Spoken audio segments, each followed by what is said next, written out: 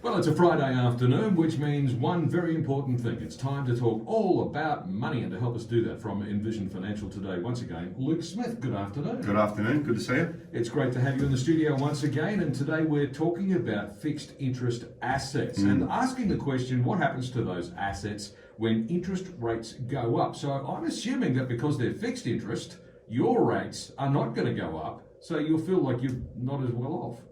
And look, I think that you hit the nail on the head, and that's really why it's becoming more and more topical the more we read about inflation and interest rates and the fear of where borrowing rates could go. But what people need to keep in mind as well is that whilst the term fixed interest can be perceived as a positive, if your comparison rate, i.e. cash, continues to go up, if you're already invested, the value of your assets in the short term may go down. And this is a concept that I'm finding people are struggling with because it's been approximately 11 years, I think, since we've had an increase in the cash rate. So this is a phenomenon or a risk that we haven't seen in the defensive portion of portfolios. And in the short term, if you have a high allocation to defensive assets, you could expect the underlying value of your portfolio to potentially be negative. And it's not a permanent thing. It's a time frame consideration. And let's use this analogy because I find people can be comfortable with this. If we have an investment property and we rent that property for $500 a week, and we agree to a lease of 1 year or 2 years, over that time frame, we can't up the rent, regardless of what may happen in your street, in your suburb, in your building, in your tower, on your farm, whatever your property asset may be. We have to collect the rent that we agree for the duration of the lease. Yeah. Now, I use that analogy because I find people can picture it. And we need to remember that it's exactly what's happening in fixed interest. If we've got fixed interest investments and they're already in the market and the cash rate goes up, which is what we saw recently, when we value an asset like we value a house or any other investment, we want the rate of return that is expected at the time. And if the cash rate's going up, our expectation in relation to our fixed interest return would be more. Cash rates have gone from 0.1 to 0.35.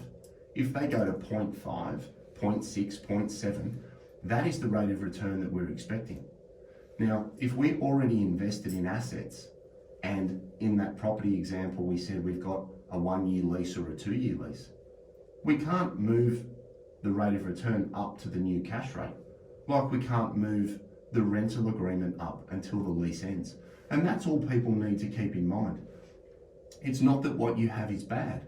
It's just that what the market is offering has improved. And when the lease ends, what do?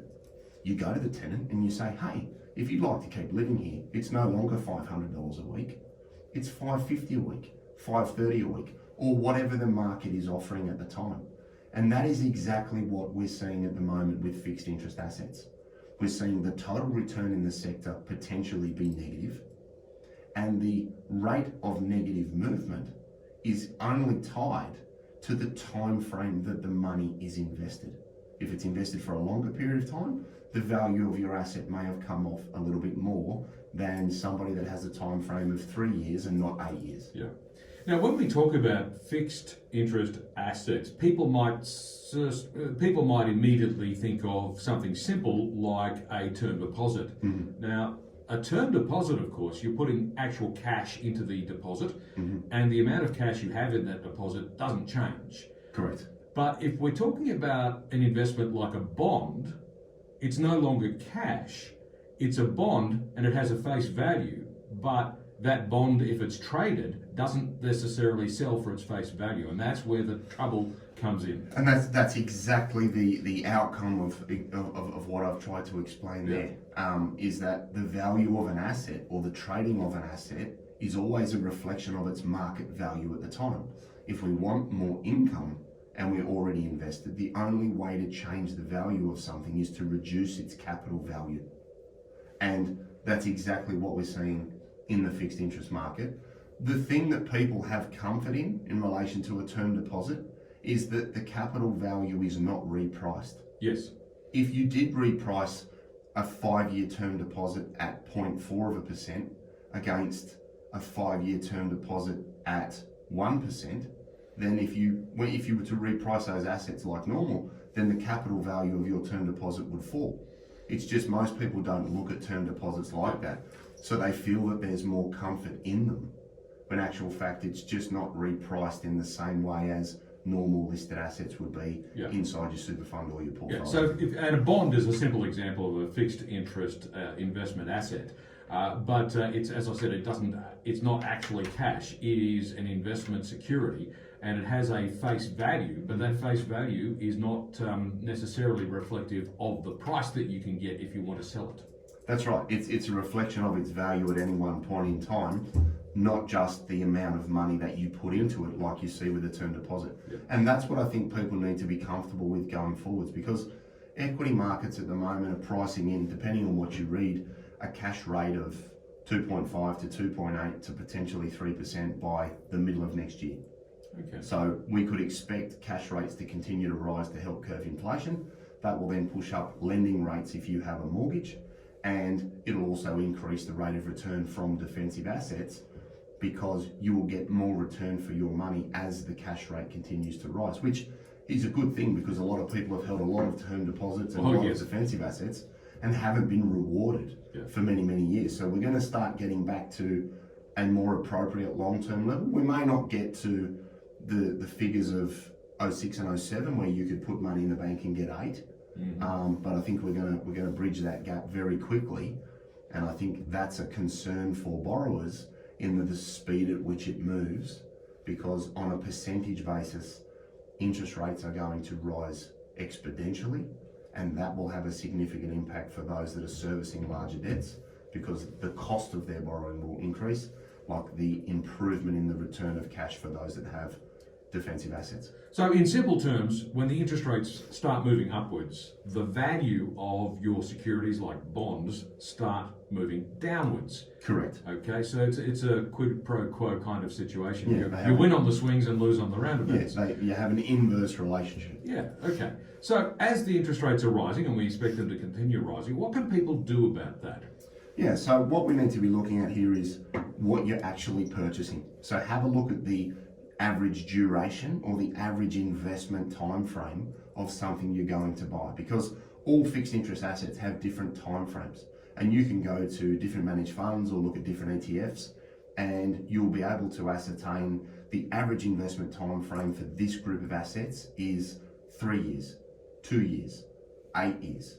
Now, if rates are going to rise, you don't want to be in longer duration assets. So what I mean by that is, if you can get 1% today for the next 8 years, it's reasonable to expect that interest rates would move a lot higher than what they will be over that 8-year period. And as you said earlier, therefore you could see, as rates rise, the value of your asset fall to reflect its market value at any one time. So shorter duration at the moment will give you the ability to be nimble and have your assets mature, and then reassess what's available in 12 months' time. So consider the time frame that you're holding in your portfolio. Also consider the composition of what the underlying assets are. Are they onshore? Are they offshore? You may be rewarded for holding offshore assets, but keep in mind that you may be taking on slightly more risk in relation to the quality of what you hold, because depending on where the investments are held, you're bringing in potentially different economic factors. You could be bringing in currency issues, you could be bringing in economic issues for the risk you're taking on. Good example, the Australian government is probably far safer than the Greek government. Nothing against the Greeks out there. Happy with the Greeks. Just their banking system has had a few problems. Their banking system may be a little bit more risky, and you could throw Ireland, you could throw Portugal, you could throw plenty of countries in that mix. But it's always about thinking, well, what risk am I taking on? If you're going to get an 8% return, you're taking on a lot more risk than 3% here in Australia. So understand the risk you are taking on, because whilst the term fixed interest, people like the word fixed, you can actually lose your money here. Yeah, indeed. Now, we're talking about the fact that various different instruments might have different time periods. Bonds can be short-term or long-term bonds, and they can be a range of different durations in there. Yep. If we're in an environment where there's increasing interest rates, I would assume that a longer-term bond might offer a higher interest rate than a short-term bond. But if you're in an environment where the interest rates are declining, you might see the shorter-term bonds offering a higher interest rate than the longer term ones. It's based on what the market expects to happen, not guaranteed to happen, just expects to happen. But in that circumstance where interest rates are going up and you're perhaps seeing a more attractive interest rate on a longer term bond, should you be tempted to take that because it's higher, or are you locking yourself in for the long term to your own detriment? Well, again, it depends. You've got to come back to your why. If you can get a long-term instrument and you're happy with the amount of income that you're going to get and you want that security and certainty, then that's fine. But you just need to accept that as rates continue to rise, the underlying market value of your asset may be repriced downwards. Now, that's what people need to keep in mind. That's not a bad thing, because you generally hold these things for the longer term and you're not going to sell them. So you won't crystallize that loss as such, and then over time you will receive a suitable amount of income. And for me, it's really the income that people receive that they then use to fund pension payments, lifestyle, and have an underpinned income inside a portfolio. So you really just need to accept the risk that you're taking on. And that's really what I wanted to point out today, is the fact that assets can come off in value is not necessarily bad.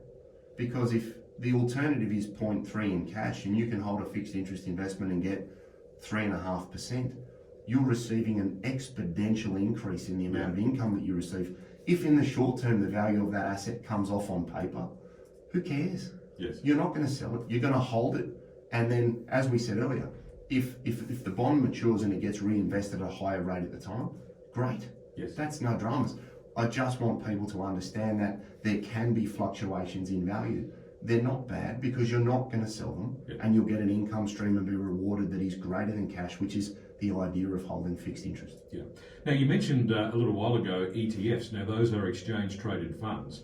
If you're invested in an ETF and that fund is holding bonds, don't those fund managers buy and sell the bonds as they see fit, and you as a stakeholder in the ETF, you just sit back and let them do the work? Yeah, exactly right. And that's a good way, whether it's an ETF or a specialised fixed interest managed fund, the fund manager itself will actually be doing all of that active trading inside of that product.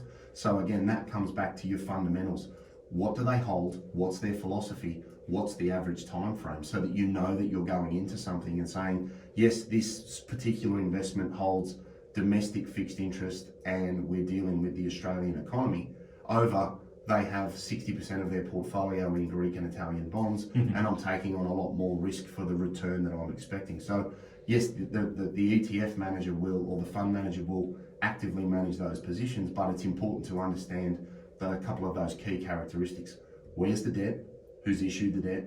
And what's the time frame of the debt? So that you can get a handle on the potential movements in value over the period that you hold it. Indeed. Luke Smith from Envision Financial is with me in the studio. I'm 2CC, back with more in just a moment.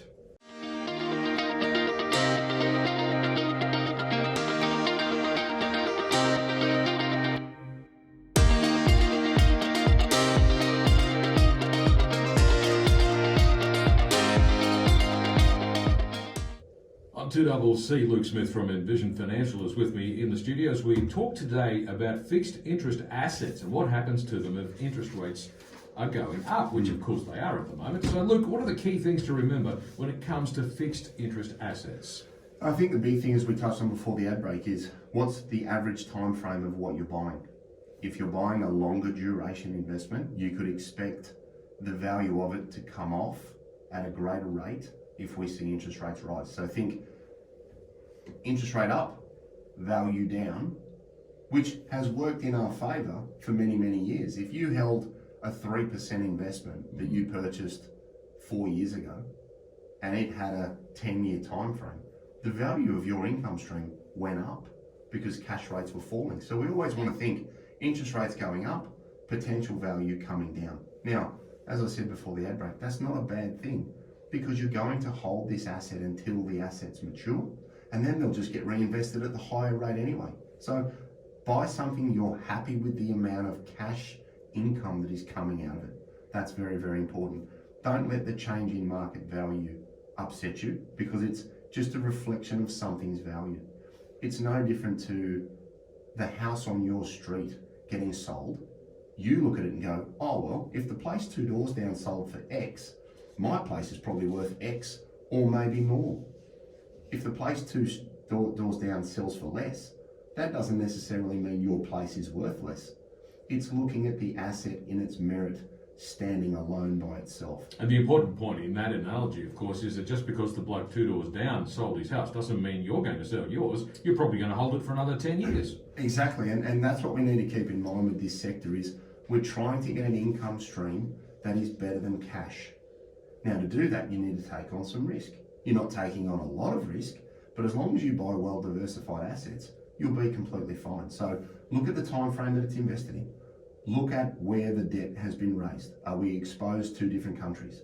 Try and keep it fairly mainstream. Your Italians, your Greeks, and your riskier economies are going to pay you. You want to be rewarded for taking on that additional risk, but just understand what you're taking on because it's not all the same. Just remember as well that if you rent your house, like if you buy a fixed interest investment, you can't change it until the lease ends or the investment matures.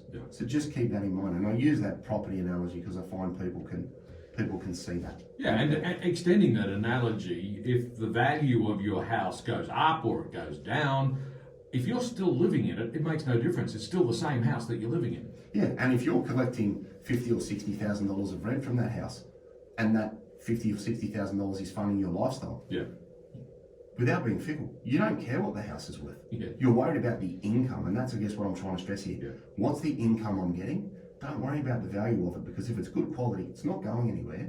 Just worry about the income that you're generating, because that's what you use to fund lifestyle, buy cars, buy boats, pay pensions, and all the other things that fixed interest assets do inside your portfolio. And then make sure that you have a diversity of maturity dates.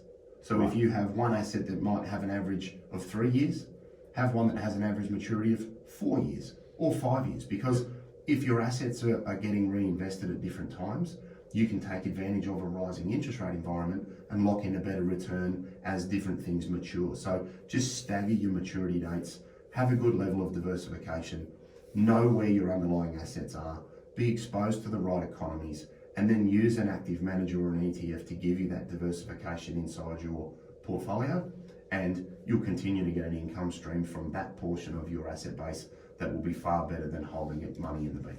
Fantastic. Well, we've reached that point where it's time for me to ask, where can listeners get more information? Yep, so 6260-4749 is the office number. Envisionfinancial.com.au is the website. We've got the podcast, the strategy stack, and Luke Talks Money on iTunes and Spotify. And we've also got the YouTube channel. That's Envision Financial Canberra, where we've got all of the shows. We can pause them. You can watch them on your phone. There's nothing to read. And that one I think I've just done for myself. There's a little bit of something there for everybody. Fantastic. Luke, thanks very much. We'll catch you again next Friday at the same time. See you next week. Luke Smith from Envision Financial back in the